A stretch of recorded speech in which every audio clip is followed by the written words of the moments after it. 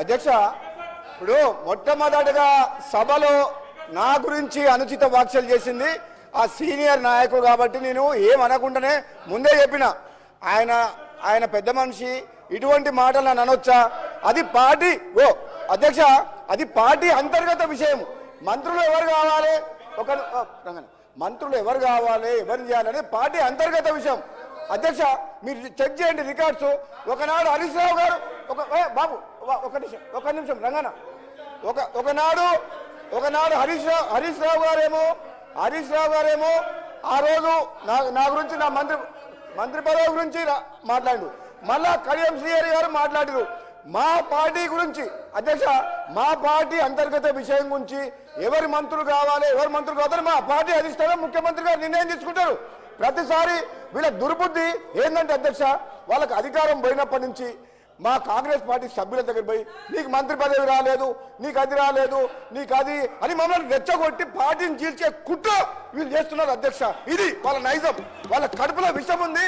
నన్ను ప్రతి ఒక్కరి దగ్గర పోయి నువ్వు మంత్రి కాలేదా ఇవన్నీ మాట్లాడేది, ఇది ఈ కుట్ర చేస్తున్నారు.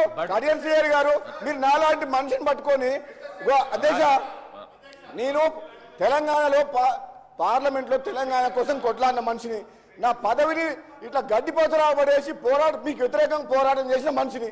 నాకు పదవులు ముఖ్యమా అధ్యక్ష? నేను పదవుల కోసం పాకులే మనిషిని అయితే పదవికి రాజీనామా చేసి మీ ప్రభుత్వాన్ని మున్గోడు ప్రజల కాళ్ళ దగ్గర తీసుకొచ్చిన అధ్యక్ష నేను. మీరు తాటికొండ రాజే అనే వ్యక్తికి, ఉద్యమకారునికి మిమ్మల్ని నమ్ముకొని టీఆర్ఎస్ బట్లకు వస్తే ఒకసారి మంత్రి పదవి నుంచి తొలగించి అవమానించుండ్రు, ఇంకోసారి టికెట్ ఇవ్వకుండా అవమానించుండ్రు. అది కడియం శ్రీహరి గారి చరిత్ర. అది పచ్చకామర్లకు లోకమంతా అధ్యక్ష, మా ముఖ్యమంత్రి గారు, మా గవర్నమెంట్ కాంగ్రెస్ పార్టీ 100 సార్లు చెప్పిన అధ్యక్ష, 100 సార్లు ఏమని, ఈ 6 గ్యారెంటీల పథకాలు హామీలు విడతల వారీగా మేము అమలు చేస్తాము అని చెప్పినాం. అమలు చేస్తాము అని చెప్పి మా గవర్నమెంట్ కమిట్మెంట్ తోటి ఉన్నది. ఆల్రెడీ కొన్ని కమిట్మెంట్ ఫుల్ఫిల్ చేసింది. మీరు ప్రతిసారి అసెంబ్లీలో కానీ బయట కానీ అబద్ధాలు ఆడినరు. మీరు ఎప్పుడు చేస్తారు అని అన్నారు. మేము వచ్చి 2 నెలలు అయింది. మీరు 10 ఏళ్ల పాటు డబుల్ బెడ్రూమ్ ఇల్లు కట్టిస్తున్నారు, నిరుద్యోగ వృత్తి ఇస్తున్నారు, 3 ఎకరాల స్థలం ఇస్తామన్నారు, ₹1,00,000 రుణమాఫీ చేస్తామని చెప్పి 5 ఏళ్ల కింద 2018లో ఎన్నేళ్లకు చేసింది అధ్యక్ష? వీళ్ళు ఇచ్చిన హామీల విషయంలో ఏమో వీళ్ళు గతంలో 10 ఏళ్లు పరిపాలించి ఒక్క హామీ నెరవేర్చలేదు. మాకు 2 నెలలు సమయం కాలేదు. మా ముఖ్యమంత్రి గారు కాంగ్రెస్ పార్టీ ఆహర్నిశలు కష్టపడి మీరు ఆగం చేసిన తెలంగాణ, ఆగమైన తెలంగాణని గాడిలో పెడతామని చెప్పి మా కాంగ్రెస్ పార్టీ ప్రభుత్వం కృతనిశ్చయంతో ఉంది. మీకెందుకు కడుపులమంట అంటే మేము చేయొద్దా? మీకు అవకాశం ఇచ్చారు 2 సార్లు, మీకు 2 సార్లు అవకాశం ఇచ్చారు. 10 ఏళ్ళు పరిపాలించారు.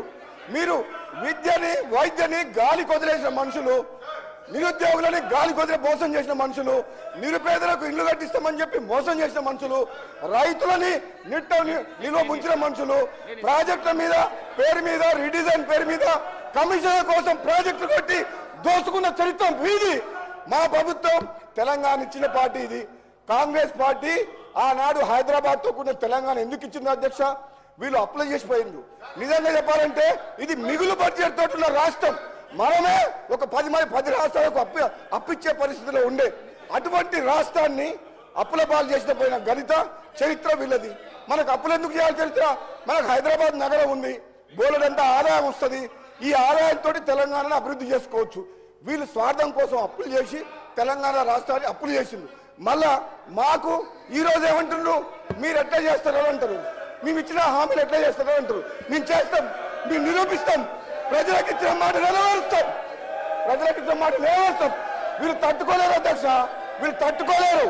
మమ్మల్ని తట్టుకునే శక్తి వీళ్ళకి లేదు. దమ్ముంటే కేసీఆర్ని హౌస్లోకి రమ్మని చెప్పి, దమ్ముంటే మేము నిరూపిస్తాం. మా ముఖ్యమంత్రి గారు చెప్పిండు, ఇప్పుడు మీ నాయకుడిని రమ్మని చెప్పండి అని చెప్పి ముఖ్యమంత్రి గారు నిన్న చెప్పిండు, ఈ రోజు కూడా చెప్పిండు. ఆ దమ్ము లేదు, పారిపోతున్నారు. బయట పోయి మాట్లాడతారు, హౌస్లో మాత్రం చర్చ లేరు. ఈ రోజు మా ముఖ్యమంత్రి గారి నాయకత్వంలో ఈ రోజు మేము అందరం కూడా కమిట్మెంట్ తోటి పనిచేస్తున్నాం. ఒక శ్వేతపత్రం, ఆర్థిక పరిస్థితి మీద శ్వేతపత్రం ఇచ్చినాం. కృష్ణా వాటర్ దోపిడీ మీద చర్చ చేసి ప్రజెంటేషన్ ఇచ్చినాం. గోదావరిలో మోసం జరుగుతుంది, మేడిగడ్డకు ముఖ్యమంత్రి గారి నాయకత్వంలో అందరం పోయి చూసి వచ్చినాం. అది జీర్ణించుకోలేక ఇవన్నీ వాళ్ళు చేసే తప్పుల్ని ప్రజలకు తేట తెల్లంగా కళ్ళ కట్టేటట్టు చూపిస్తున్నాం కాబట్టి అది తట్టుకోలేక ఈ విధంగా మాకు వ్యక్తిగతంగా విమర్శలు చేస్తున్నారు. అధ్యక్ష, నేను ఈరోజు చెప్తున్నా, మళ్ళీ వీళ్ళ ఆటలు సాగవు. ఏనాడైతే బీఆర్ఎస్ మార్చిండ్రో అప్పుడే వాళ్ళ పని అయిపోయింది.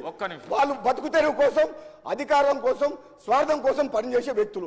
ఆనాడు తెలంగాణ సెంటిమెంట్ రెచ్చగొట్టి రేవంత్ రెడ్డి గారు అన్నారు, నిన్న అమాయకులను చంపి పిల్లల్ని చంపిన పాపం మీకు ఉసురు తగులుతుందని చెప్పి వాళ్ళ కుటుంబం లక్షల కోట్లు దోసుకుంది. అధ్యక్ష, ఆ పాపం ఎవరో త్యాగం చేస్తే త్యాగాల పునాదం మీద ఏర్పడ్డ తెలంగాణలో ఒక కుటుంబం బాగుపడి లక్షల కోట్లు దోసుకున్న చరిత్ర వాళ్ళది. అది తెలంగాణ ప్రజలు 2 సార్లు తప్పు చేసినామని గమనించి ఈరోజు గ్రహించి మళ్ళీ తెలంగాణ ఇచ్చిన కాంగ్రెస్ పార్టీకి పట్టం కట్టిన. అధ్యక్ష, ఇది పేదల ప్రభుత్వం, పేదల రాజ్యం, పేదల కోసం పనిచేస్తుంది. ఈరోజు మమ్మల్ని మా లోపల చీలిక తీసుకొచ్చి నన్ను రెచ్చగొడతారు, నీకేం కాలేదా అంటారు, ఇంకోటి దగ్గర పోతారు, నీకేం రాలేదా అంటారు. ఎంతసేపు మనం చీల్చి మళ్ళీ అధికారంలోకి రావాలని కుట్ర చేస్తారు. అధ్యక్ష, కానీ వాళ్ళ పప్పులు ఉడుకోవు. మేము కాంగ్రెస్ పార్టీ ఈరోజు మా ముఖ్యమంత్రి గారి నాయకత్వంలో అందరం కలిసికట్టుగా ఐకమత్యంతో తెలంగాణ ప్రజల కోసం పనిచేసిన తప్పితే పదవుల కోసం పాకులాడే మనుషులం కాదు. అధ్యక్ష, థ్యాంక్ యూ. అధ్యక్ష.